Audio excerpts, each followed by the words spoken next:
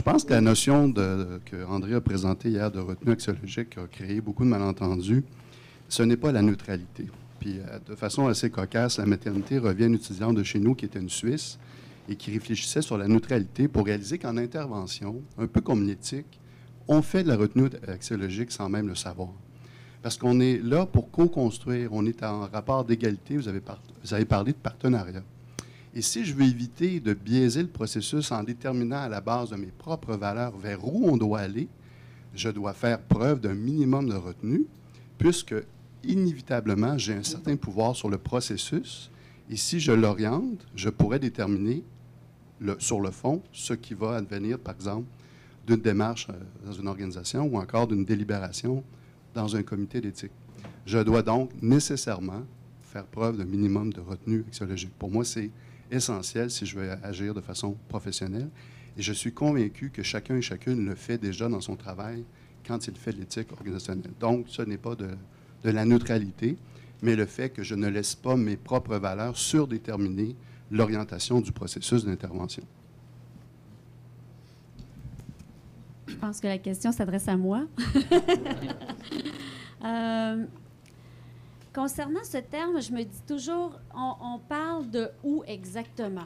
Okay? Quand moi, j'ai questionné la retenue axiologique, effectivement, je me disais, quand on fait une recherche-action, là, j'ai présenté recherche-action, recherche partenariale. La recherche partenariale, par exemple, il faut participer à la co-construction. Vraiment, là, on part avec aucun cadre théorique. On a peut-être un minimum de cadre qu'on va proposer sur la table, mais qui va être déconstruit sûrement par les partenaires puis qui va être remonté. Alors, moi, le questionnement au niveau de la retenue axiologique part de là. Je ne pense pas qu'on est en retenue quand on est dans une position de recherche partenariale. Ça, c'est la chose que je voulais dire. Deuxièmement, je comprends bien la précision que vous apportez.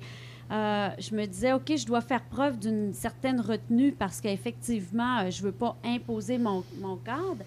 Mais le malaise que j'ai, c'est le rapport d'intersubjectivité qui se crée quand je suis dans une position de recherche-action.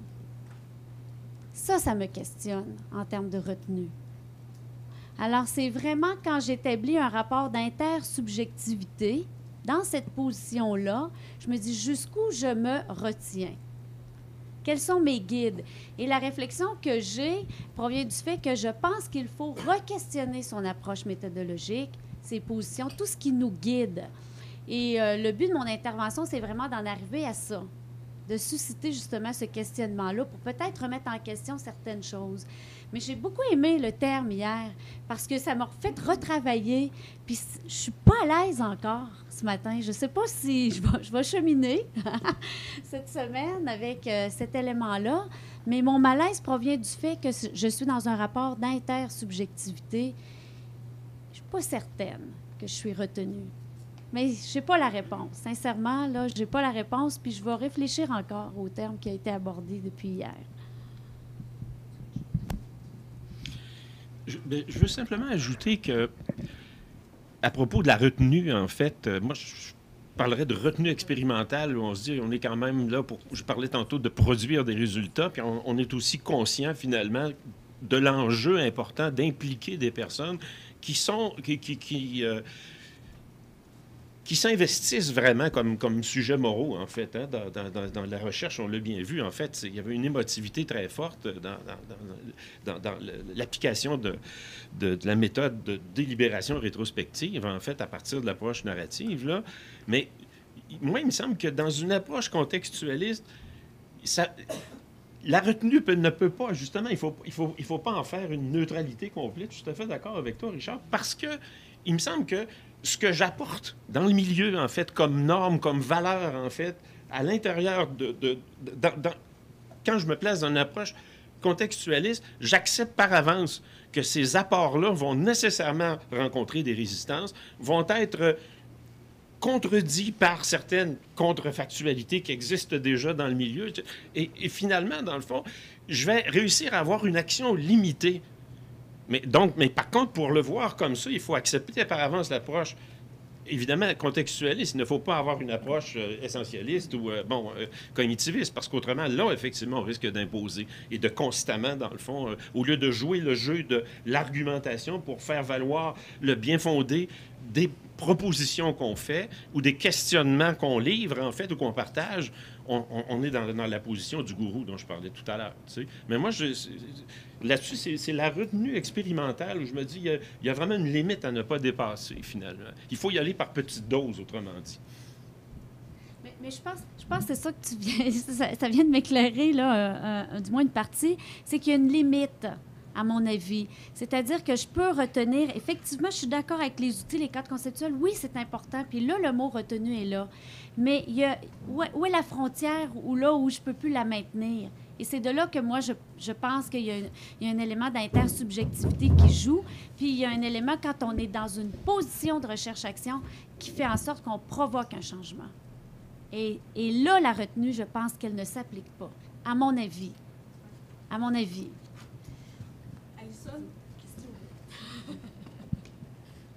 Merci beaucoup tous les deux pour ces présentations fort intéressantes. Lise, je voudrais vous remercier d'avoir justement soulevé ces questions de méthodologie. J'ai un vif intérêt, en fait, pour ces questions-là. Je souhaite que dans les prochaines années, comme communauté de recherche, nous on parle de recherche-intervention de plus en plus, qu'on développe et qu'on se questionne sur ces choses-là, parce que je pense que justement, ça nous aiderait à préciser aussi ces questions-là, jusqu'où est-ce qu'on doit être neutre, jusqu'où on doit se retenir et pas, et à quel niveau. Est-ce que c'est au niveau axiologique, au niveau des valeurs, ou au niveau théorique, au niveau méthodologique? Je pense qu'il y a des distinctions à faire. Je pense qu'en le réfléchissant ensemble, on va pouvoir le faire. Dans le fond, c'est cette fameuse, tout le temps, dichotomie entre subjectivité et objectivité qu'on retrouve toujours dans les discussions méthodologiques. Et je vous remercie d'avoir parlé de la notion d'abduction, parce que pour mes collègues, ils le savent, c'est mon cheval de bataille. Je pense que c'est ce qu'on fait, ce que la plupart des chercheurs en sciences humaines et sociales font, et surtout en éthique appliquée. Et moi, depuis quelques années, j'ai investi cette notion-là, qui d'ailleurs a été développée par un des fondateurs du pragmatisme, hein, Charles Peirce. Et donc, je pense que ça vaudrait la peine qu'on continue de discuter de ça. Donc, je vous remercie de l'avoir amené à l'attention de tous. Et dans ce souci méthodologique-là que j'aurais une question pour vous, M. Leclerc. Ça m'intéresse quand vous parlez de vos approches narratives. Je sais que je peux le lire dans le livre, mais est-ce que vous pourriez me donner un avant-goût pour que j'aie envie d'aller le lire, justement? Qu'est-ce que ça veut dire exactement? Je vais faire une tentative, puis si jamais ça ne te donne pas le goût, Dany va prendre le relais. Donc, le titre te dit rien, en fait.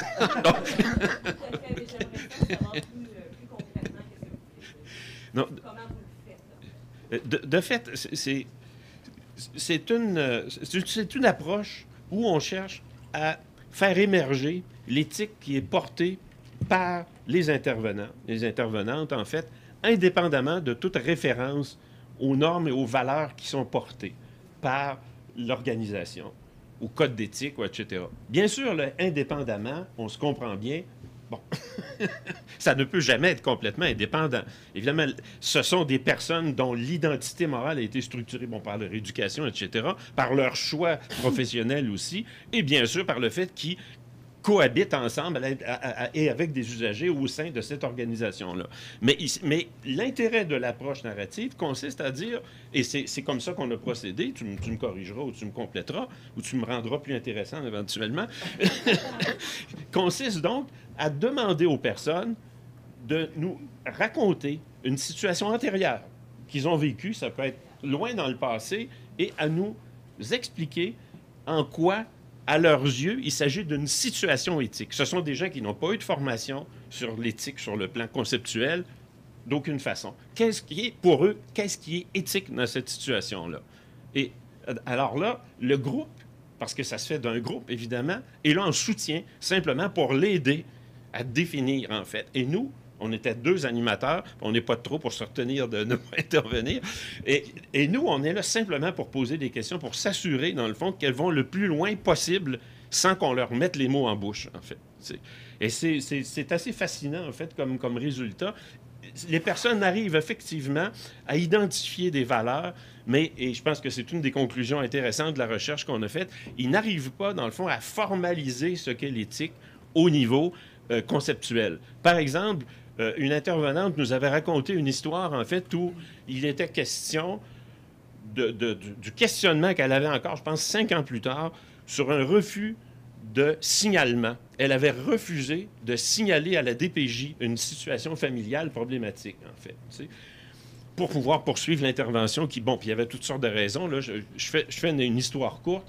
Mais ce qui est intéressant, c'est qu'on a essayé tous les deux, de toutes les façons, de lui faire dire que l'éthique, ça pouvait consister à questionner les normes, en fait, juridiques, à rechercher le sens, les valeurs déposées dans les normes, pour reprendre l'expression de Luc, les valeurs déposées dans les normes juridiques. Impossible. Et pourtant, c'est une personne qui était très structurée dans les délibérations. C'est une personne qui était membre du comité d'éthique, est un des leaders en termes d'analyse de situation, une femme très solide, en fait, une infirmière. Mais elles n'arrivent pas, dans le fond, à formaliser, en fait. Donc, il faut une formation conceptuelle complémentaire. Mais il y a tout un travail, en fait, et vous comprendrez que le travail du passage, effectivement, de la narration à la rencontre des autres récits sur la même problématique. On ne demande pas aux gens de s'exprimer sur la même situation et de donner leur point de vue, mais simplement le questionnement révèle déjà une autre façon de voir la problématique de la part de ceux qui posent des questions. Alors, c'est ça l'intérêt de... Puis de toute façon, si j'étais pas suffisamment intéressant, il y a quand même une version web qu'on peut acheter qui est moins chère. Fait que...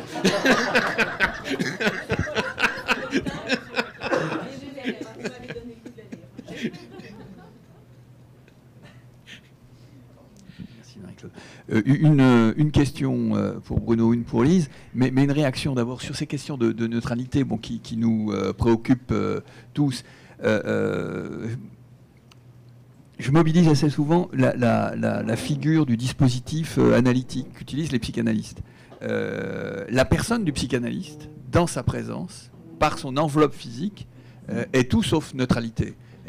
Il est une présence artefactuelle dans le dispositif, c'est-à-dire que c'est sa présence qui va provoquer quelque chose chez l'analysant. Le bruit de la petite cuillère dans la tasse à café dans le dos de l'analysant est absolument insupportable et participe du dispositif. La configuration méthodologique de l'analyse participe du dispositif, qui n'est pas un dispositif neutre, qui est littéralement une intervention qui va provoquer, me semble-t-il, chez l'analysant une réaction. Et l'instant contre-transférentiel qu'utilisent les psychanalystes pour expliquer comment, lorsque le transfert s'opère de l'analysant à l'analyste, il y a une vibration de l'inconscient chez l'analyste, et qui, d'une certaine manière, va au plus profond de sa boîte à poux et du reste, et qui va l'aider à pratiquer l'accompagnement, me semble-t-il, est une bonne illustration de ce qu'est la non-neutralité de l'intervenant. Même s'il est dans une forme de retenue, mais s'il ne va pas passer à l'acte et sauter sur son patient ou réciproquement. Bon. Donc, je crois que ça peut nous aider à comprendre cette non-neutralité et qui, pour autant, n'est pas de l'invasion, quoi, de l'invasion par les valeurs, quoi. Donc, je crois que c'est déposé dans le dispositif méthodologique d'inflexion. Bref, mais enfin, c'est une réflexion à haute voix. J'avais une question joueuse pour Lise. Ton propos était très, très intéressant. Il n'y a qu'une seule chose que tu n'as pas explicité, ce sont les figures qui accompagnent tes slides. Tantôt, on a des rouages, on voit des enchaînements causaux, et tantôt, il y a de très belles figures bleutées, esthétiquement très beaux. Je me dis, est-ce qu'il y a un lien entre esthétique et éthique ? Bon, mais c'est joueur. Et de manière plus sérieuse, mais en même temps, c'est pas simplement joueur, parce que je me demande si, dans quelque chose qui a à voir avec l'éthique, il n'y a pas aussi quelque chose qui aurait un rapport avec de l'esthétique, alors esthétique philosophique, ou je ne sais pas, en tous les cas, je m'interroge. Et puis, Bruno, tu as mobilisé le triple souci éthique, soit l'autre et l'institution juste. Alors, je sais bien que ces choses-là sont présentes chez Ricoeur, mais si tu pouvais m'éclairer sur qu'est-ce que l'institution juste, sachant que le gestionnaire parle de justesse arithmétique, que le juriste parle de justice de droit, et que le moraliste pourrait situer le juste ni dans le droit, ni dans la justesse arithmétique. Alors, c'est quoi cette institution juste ? Dans la perspective que j'utilise, est-ce que ça va? Oui, vous entendez? Dans la perspective, en fait, que je mobilise, il s'agit essentiellement d'atteindre la finalité de l'institution. Et je prends appui, bien sûr, sur l'explication qu'en donne Ricoeur lui-même quand il dit qu'il faut ajouter la notion d'institution juste parce que la qualité des relations qui s'établit entre deux personnes, en fait, doit passer au niveau de la justice et chacun doit avoir droit à cette qualité de relation, en fait. Donc, c'est le chacun a droit, et moi, je fais le lien entre le chacun a droit à chacun a droit au service offert par l'institution. Ça doit être fait de manière équitable, par exemple. Il ne doit pas y avoir de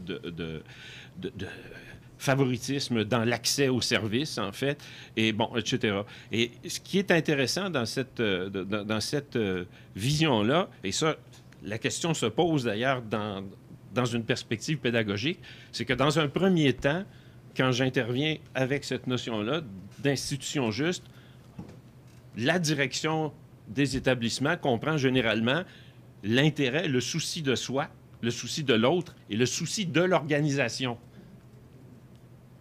Alors bon, on laisse porter pendant un certain temps et là, on revient, je dis, bon, alors le souci de l'organisation, oui, c'est important dans le fond de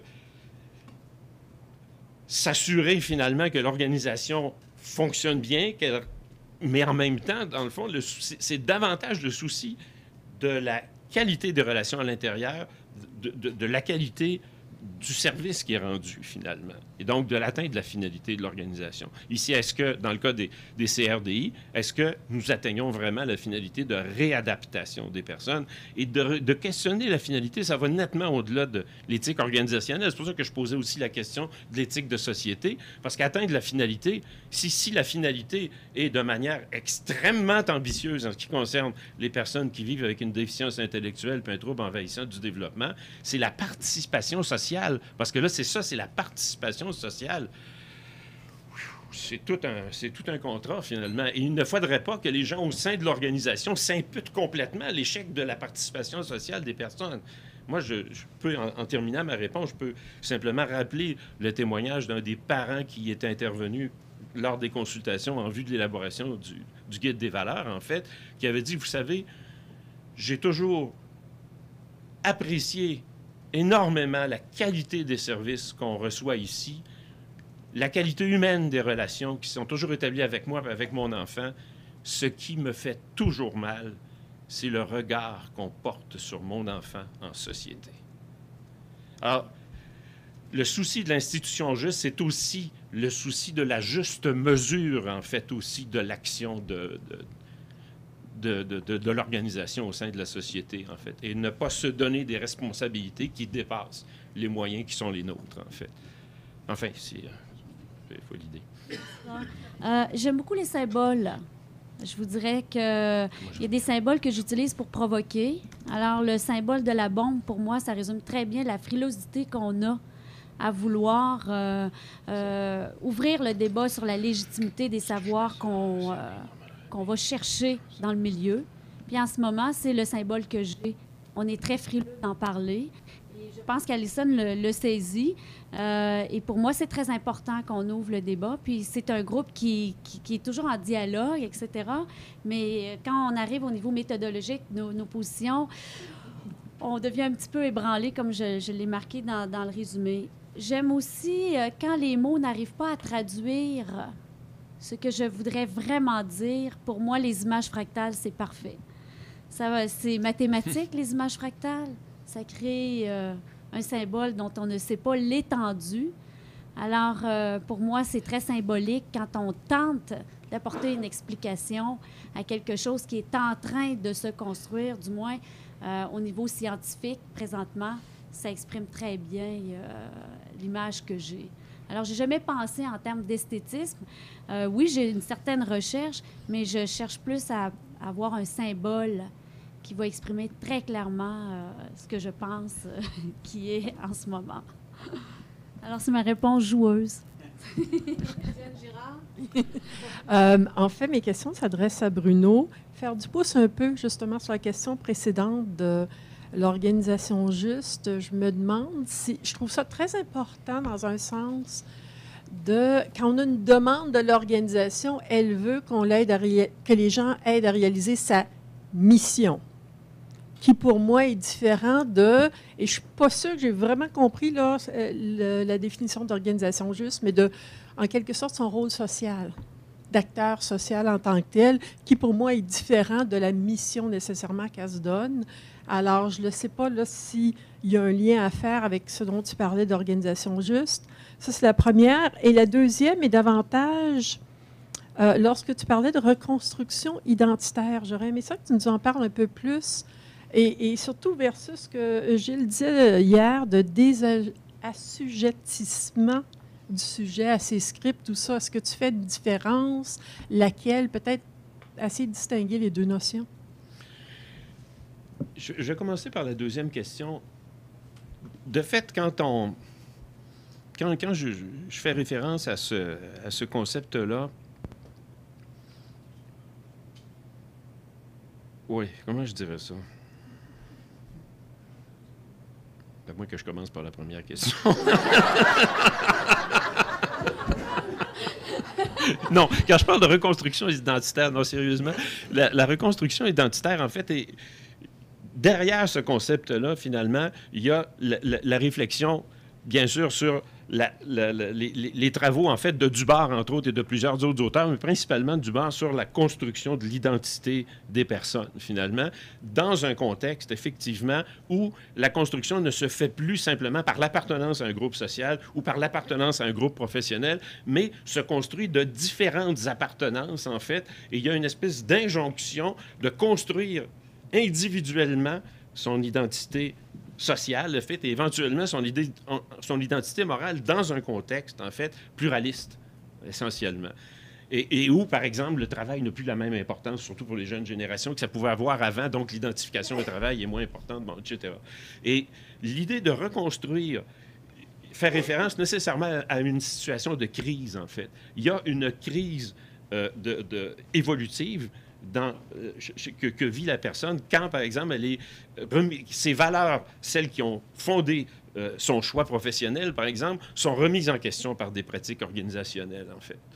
Alors, cette personne-là, pour être à l'aise, si on veut, dans son rôle professionnel et éventuellement se sentir bien dans sa peau comme sujet moral, en fait, comme agent moral, doit pouvoir reconstruire, en fait, une identité, donc recomposer les valeurs qui étaient les siennes en les relativisant, bien sûr, un peu, avec les valeurs de l'organisation. Et si elle n'y arrive pas, en dernière analyse, finalement, la seule... Et si la situation est une situation de souffrance pour elle, la seule solution, c'est de sortir de ce milieu-là, dans le fond. Et l'exemple que je donnais tantôt de la dame qui disait « Moi, je ne change pas de comportement », éventuellement, si on n'arrive pas, dans le fond, à l'accompagner dans cette restructuration-là, dans le fond, de ses valeurs, ben, j'imagine qu'elle va quitter, parce qu'on ne réussira pas à la caser nulle part.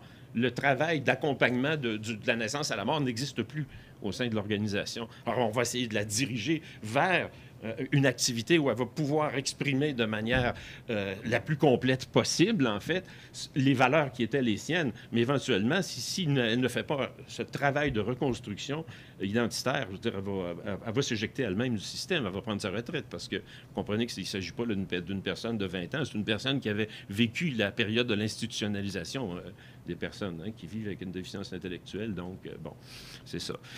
Est-ce que ça va? Tu vois un peu l'idée, en fait.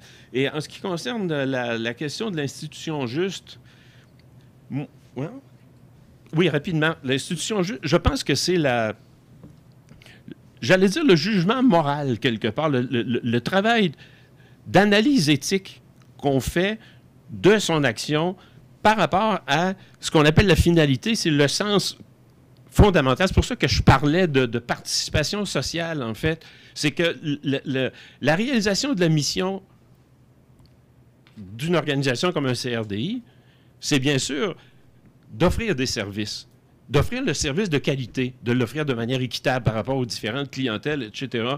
Mais la réflexion de l'institution juste nous demande de réfléchir sur la finalité ultime. Et la finalité avait été effectivement exprimée en termes de participation sociale dans la mission de l'établissement.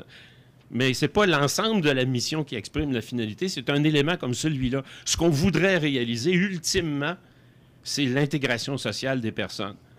Et on confie ça, bien sûr, à une organisation parce que c'est plus simple que de s'y adresser chacun d'entre nous.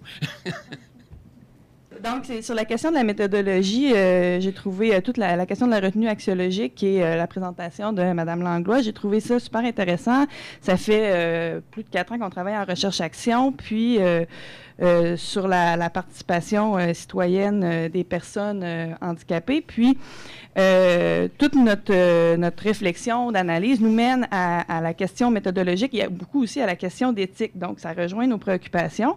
Puis donc, on a un grand souci méthodologique. Puis bon, la question d'abduction aussi nous rejoint beaucoup. Puis moi, personnellement, par rapport à ça, ma préoccupation comme chercheur, c'est la transparence du chercheur au niveau de ses valeurs. Puis, j'ai trouvé ça cohérent, le fait que plusieurs présentations partent avec le de où je viens. Parce qu'à ce moment-là, il y a une transparence par rapport au parcours, puis à d'où vient la réflexion. Puis ça me semble très cohérent. Puis, nous, on est arrivé aussi à la conclusion de la transformation de l'intervenant ou du chercheur en recherche-action. Donc, et puis ça fait en sorte que ce qu'on porte en soi comme valeur, croyance, est en mouvance à travers le processus de recherche-action. Donc, ce qui implique pour moi la nécessité d'avoir une réflexivité constante du chercheur pour être au clair avec ses propres valeurs, puis pour être au clair avec le lieu à partir duquel il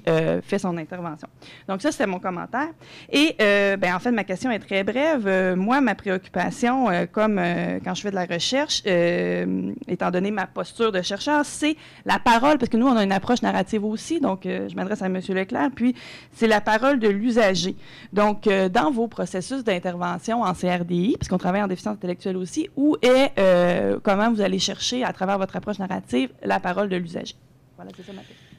Question très pertinente et la réponse est c'est extrêmement difficile à réaliser. Ça ne vient pas spontanément. Par exemple, la participation aux différents comités. Le comité des usagers, c'est majoritairement des parents. Il y a quelques usagers qui participent.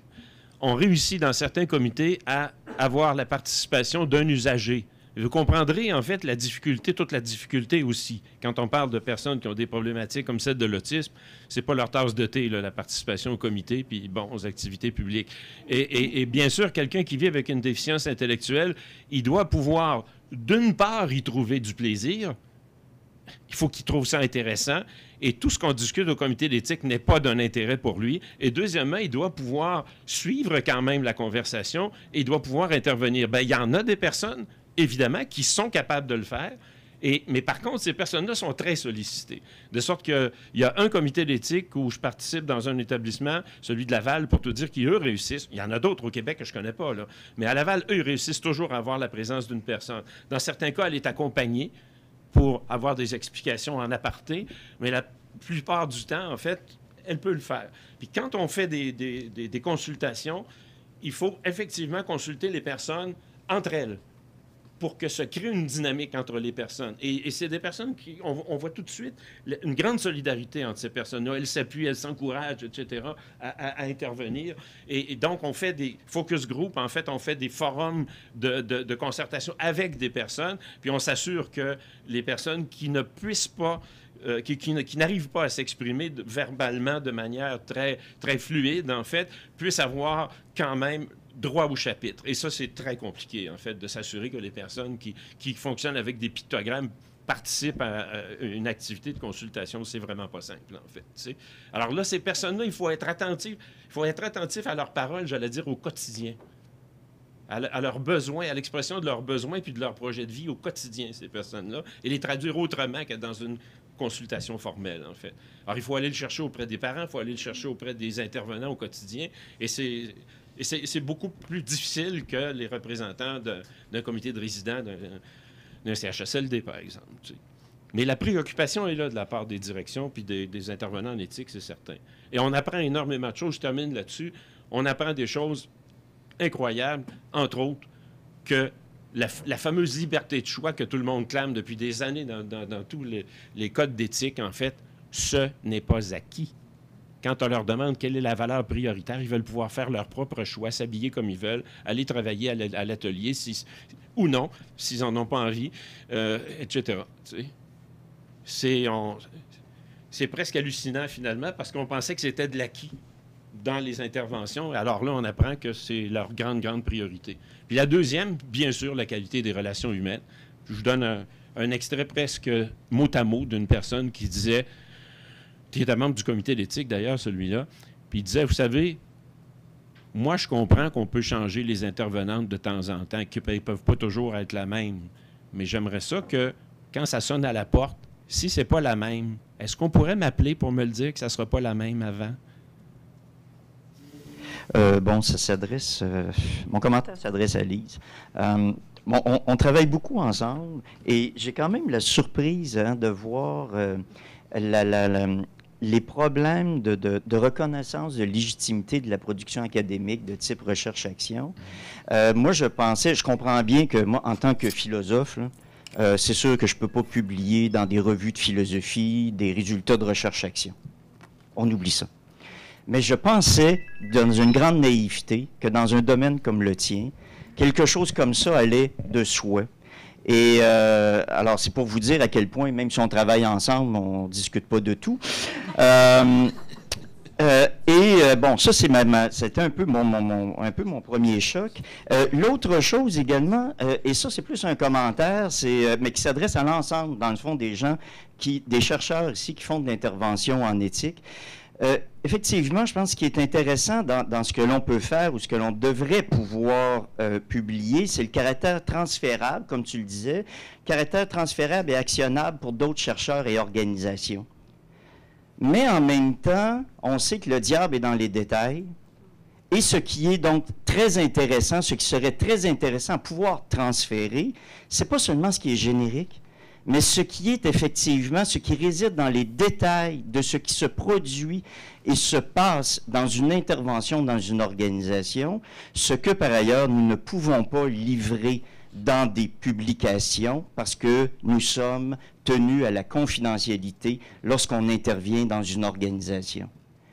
Et il y a quelque chose là, un frein, en tout cas me semble-t-il, énorme au développement des savoirs dans le domaine, parce que tout autant que nous sommes ici, qui faisons de l'intervention, on a vécu des événements dans différentes organisations dont on ne peut pas parler publiquement, sans par ailleurs qu'il y ait de risques, parce que notre communauté, elle est toute petite, hein, le Québec, c'est tout petit, sans qu'il y ait de risque de pouvoir identifier des organisations en question. Donc, je le pose davantage. C'est pas vraiment une question, mais c'est plus une... Enfin... oui, un commentaire d'une remarque d'un problème quand même très sérieux qu'on rencontre et qui constitue une contrainte là, réelle au développement et à la transférabilité des savoirs en question. Je sais pas si c'est une réaction à ça. Et une solution, si possible. Pas tant que ça, pas tant que ça. C'est ça qui se va m'aider. Moi, ce que je me disais là-dessus, c'est qu'il faut être très vigilant quand on est dans un projet de recherche-action ou de recherche partenariale, de discuter de ces savoirs-là. On passe très peu de temps. Hein? On est dans la négociation, on va y aller avec les outils. Ces outils-là vont-ils être acceptés, etc. Puis ça demande énormément de temps. On oublie vraiment de discuter quand le savoir va être générique. Hein? Là, j'ai mis dans ce cas-là un savoir actionnable générique. Je me dis, il faut prendre le temps d'en discuter.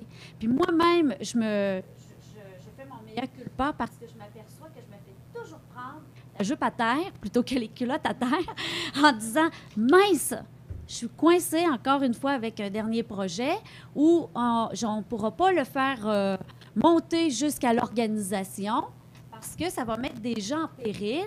Et là, je me dis, quelle est la valeur suprême? OK, la valeur suprême, ça va être de protéger, évidemment, l'individu. Mais n'empêche que ce qui se passe là va faire évoluer l'organisation, va être un apport important dans le champ des connaissances, mais c'est motus et bouche cousue. Alors, encore une fois, je n'ai pas appris. J'aurais dû discuter très fortement de ça au début, puis de voir comment je peux en arriver à dire aux demandeurs d'ouvrage jusqu'où vous êtes ouverts si on vous apporte des éléments et jusqu'où les personnes seront protégées. Puis d'avoir vraiment une discussion authentique, etc., chose que je n'ai jamais fait en passant. Jamais fait. Puis je me fais toujours prendre parce que j'ai tourné le coin rond de ce bout-là qui est majeur. L'autre question, oui, c'est ça, on se parle pas. Attends, on va aller prendre un café, on va se parler. Non, allez-y. Vous avez une demi-heure.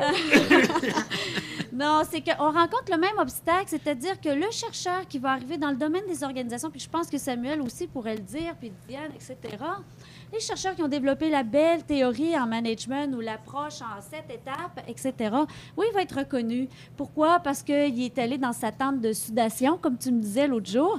Il a pensé, il a réfléchi, il a transpiré, puis ça y est, tout le monde dit, il est parfait, il est bon. On est encore une fois dans une position classique parce que ça n'a pas évolué, à mon avis. Moi, sincèrement, je pense que c'est pas juste les philosophes qui sont concernés là-dessus, malgré que je vois plus d'obstacles dans ton côté quand tu m'en parles que du mien. Alors, je me dis que peut-être il y a plus de boulot à faire parce que déjà, ce que tu fais, c'est déjà décrié. Je me dis, mon Dieu, bien alors moi, dans mon cas, c'est accepté.